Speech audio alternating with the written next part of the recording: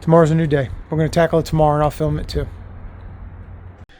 In light of the recent damage to the enclosure, I decided to start over again, start slower. So what I'm doing here is I got a drop cloth, and I'm going to lay that out on my table.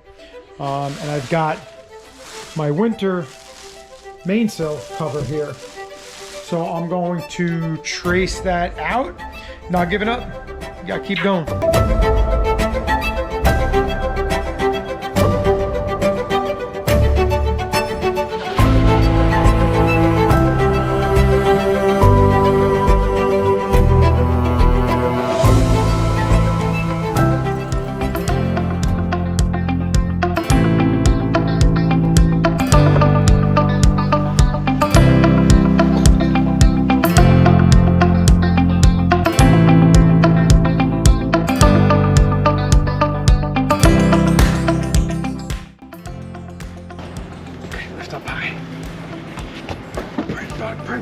Go drop it down. Yep. Hey, you want to hold that? Or you want me to I hold want to that? strap this down. So I'm just going to get it to the sides. Yeah.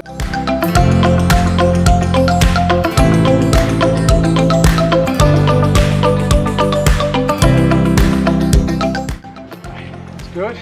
All right. Not going anywhere. If you're doing this project by yourself or with one other person, I suggest strapping everything down, but not as a permanent structure. You're gonna have to come back and retighten and add more lines later on. You want me to come lift it up? Yes. Yeah, because a lot of times it'll go right there. Right. Oh shit, it's falling. It's falling, get that one. Falling towards the back of the boat. What do you want me to do? Move Back, yeah. If you're a subscriber or have just watched some of our videos, you're probably asking yourself at this point, why? Why are they building this again? Why aren't they shrink wrapping it? Well, stay tuned till the end and I'll give you a really good explanation why.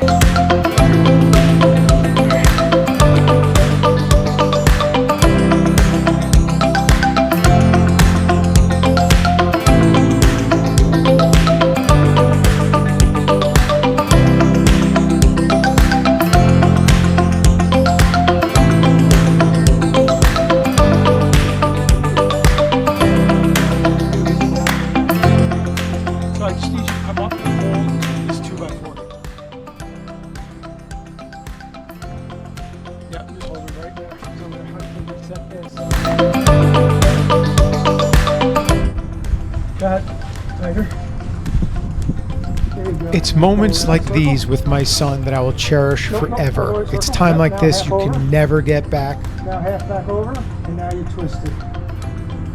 Yep. There you go. Yep. We're not quite to the end, but I do owe you an explanation. When the first enclosure collapsed on us, it was super upsetting. It made me think. It made me analyze. It made me go over and over and over what I did wrong. It's a challenge. Maybe it's something that I learned in the military. Never give up. I don't know, but something inside me said I could do this bigger and I can do this better. So here I am giving it another go. And that's the way the cookie crumbles around here, folks. All right, walking forward. I'm gonna keep these guys on just because they survived. I actually have this against the mast and just kind of rigged up tight, not crazy tight, but enough to give it a little bit more support. And I have the bow pillar has now 4 points of attachment. So it has both port and starboard. Bow. And stern, which goes to the mast.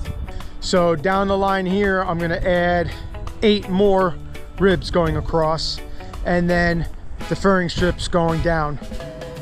I'm gonna get 2 tarps that meet right at the mast, and I'm gonna put a relief slit in the mast so it gets swallowed up by that canvas or that tarp, and then they're gonna attach together right here in the middle, and then I'll make like a relief cut across this one, and then I'll put it back together, and then I'm gonna make a relief cut to this one, then put it together, and we're done. Too easy. Yeah, I'm excited to get it going. I'm excited to get going. If you made it to the end, I'd like to welcome you to the Freedom family, and we truly appreciate you. This journey isn't smooth sailing, and right now we're learning a ton, not just about boats or sailing or fixing the boat at all. It's preparation, and it's knowing when to take that pause and sometimes take a step back. If this video helped you, inspired you, or made you feel a little less alone in your journey, do us a favor, hit that thumbs up, drop a comment below, and share your thoughts or experience. We read every single comment. If you haven't subscribed yet, now's the time. We've got more real refit work, real lessons, and real midlife sailing coming your way. Not to mention the ending of this saga. Until next time, fair winds, following seas, and we'll see you on board.